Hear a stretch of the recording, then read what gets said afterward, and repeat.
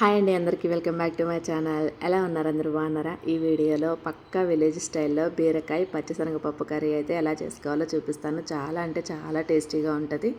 ఇప్పుడు మనం ప్రాసెస్లోకి అయితే వెళ్ళిపోదాము. దీనికోసం నేను 1/2 కిలో బీరకాయలను అయితే శుభ్రంగా కడిగి పీల్ చేసుకొని పక్కన పెట్టుకున్నాను. తర్వాత వీటిని చిన్న చిన్న ముక్కలుగా అయితే కట్ చేసుకున్నాను. ఇలా బీరకాయ ముక్కలతో పాటు ఇంకా ఒక పెద్ద ఆనియన్, ఇంకా 3 టొమాటోలు, ఇంకా గ్రీన్ చిల్లీ ఒక 3, వీటిని కూడా చిన్న చిన్న ముక్కలుగా అయితే కట్ చేసుకొని పెట్టుకున్నాను అనమాట. తర్వాత ఒక 1/2 అవర్ ముందు శుభ్రంగా కడిగి పక్కన పెట్టుకున్నటువంటి పచ్చిశనగపప్పు, వీటిని ఒక 1/2 అవర్ ముందు నానబెట్టేశాను అనమాట. బీరకాయ కాంబినేషన్ పచ్చిశనగపప్పు అయినా లేదా పెసరపప్పు అయినా చాలా టేస్టీగా ఉంటుంది. తినని వాళ్ళు కూడా చాలా ఇష్టంగా తింటారనమాట బీరకాయ కర్రీని. తర్వాత ఇప్పుడు మనం కర్రీలోకి వెళ్ళిపోదాము. ఒక కడాయి తీసుకొని ఆ కడాయిలో ఆయిల్ వేసుకొని ఆయిల్ హీట్ అయిన తర్వాత ఇలా తాలింపు గింజలు అయితే వేసుకున్నాను. ఇంకా ఎండుమిరపకాయ వేసి కొంచెం ఎండుమిరపకాయ కలర్ చేంజ్ అయ్యే వరకు అయితే ఫ్రై అవనిచ్చి తర్వాత మనం కట్ చేసుకున్నటువంటి ఆనియన్స్ని అయితే వేసుకోవాలి. ఎప్పుడైనా మీరు ఒకటి గమనించుకోండి, ఒకటి గుర్తుపెట్టుకోండి, ఆనియన్స్ త్వరగా ఫ్రై అవ్వాలంటే కొంచెం సాల్ట్ వేసామంటే చాలా ఫాస్ట్గా ఫ్రై అవుతాయి అన్నమాట. సో నేనైతే ఇక్కడ కల్లుప్పు వేసాను, అది కొంచెంగానే వేసాను అనమాట. ఎందుకంటే తర్వాత మళ్ళీ కర్రీ ముక్కలు వేసినప్పుడు, అదే బీరకాయ ముక్కలు వేసినప్పుడు ఇంకా కాస్త వేసుకోవాలి కాబట్టి ఇప్పుడు నేను కొంచెమే వేసాను. తర్వాత అందులోనే పచ్చిమిరపకాయలు కూడా వేసాను. అవి కూడా కొంచెం ఇలా చూడండి మనకి కలర్ చేంజ్ అవుతుంది కదా, ఈ టైంలో నేను బీరకాయ ముక్కలు అలాగే టమాటా ముక్కలు అన్నీ కూడా ఒకేసారి వేసేసాను అనమాట. సపరేట్గా అయితే వేయలేదు, అన్నీ ఒకేసారి వేసి చక్కగా ఇలా కలుపుకున్న తర్వాత మొత్తం తాలింపులో ముక్కలు తాలింపు అన్నీ కలిసిపోయేలాగైతే మనం చక్కగా కలుపుకోవాలి. ఇలా కలుపుకున్న దానిలో నేను పసుపు, ఉప్పు, కారం అయితే వేసేసాను. ఈ మొత్తం కూడా ఒకేసారి వేసేసాను అనమాట. కొంచెం ఉడికిన తర్వాత అట్లా కాకుండా అన్నీ ఒకేసారి వేసేసాను. ఇంకా మనం ముందుగా నానబెట్టుకున్నాం కదా పచ్చిశనగపప్పు, దాన్ని కూడా వేసుకోవాలన్నమాట. మనకి విలేజ్ స్టైల్లో ఇలానే చేస్తారు. కాకపోతే వీటన్నిటిని ముందే ఒక ప్లేట్లో వేసి పెట్టేసుకొని తర్వాత తాలింపులు ఇవన్నీ వేసేస్తారనమాట. నేను అలా వేయలేదు, ఒక్కొక్కటిగా వేసానమాట.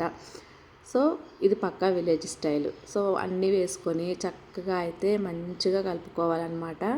ఇలా అంతా కలుపుకున్న తర్వాత మనం మూత పెట్టేసుకొని ఉడికించుకోవాలి. ఫస్ట్ అయితే వాటర్ పోసుకోవద్దు, ఎందుకంటే బీరకాయలు చాలా లేతగా ఉన్నాయి కాబట్టి బీరకాయలో నుండి కొంచెం వాటర్ రిలీజ్ అవుతుంది. ఆ వాటర్లో పచ్చిశనగపప్పు ఇంకా బీరకాయ ముక్కలు కూడా ఉడకాలంటే ఆ వాటర్ ఎవాపరేట్ అయిపోయే వరకు ఉడకాలి.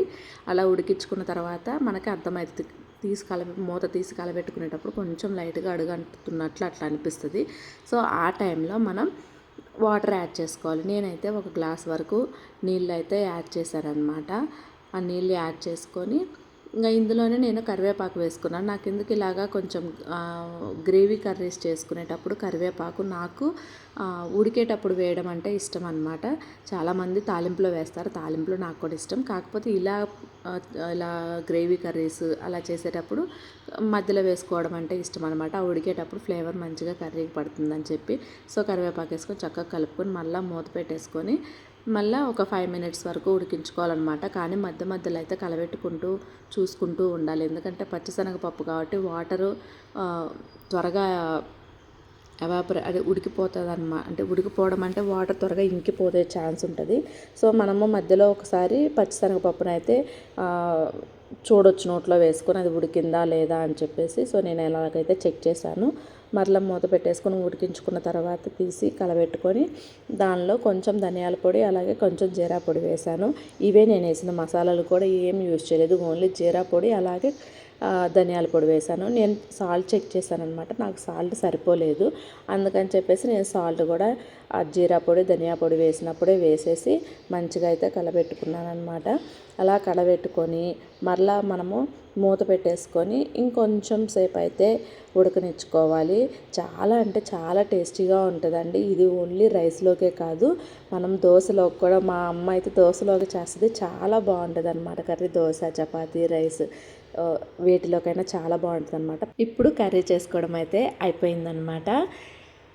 దీని టేస్ట్ అయితే చాలా అంటే చాలా బాగుంటుంది. ఎక్కువ మసాలాలు లేకుండా, స్పైసీ లేకుండా చాలా కమ్మగా ఉంటుందన్నమాట. కర్రీ అయితే పక్కా విలేజ్ స్టైల్ అండి. ఇది అమ్మమ్మల రెసిపీ అనమాట. చాలా అంటే చాలా బాగుంటుంది. తప్పకుండా అయితే మీరు కూడా ట్రై చేయండి. చేసుకోవడం చాలా ఈజీ. ఈ వీడియో మీకు నచ్చితే like, share, subscribe. Thank you for watching. Take care. Bye.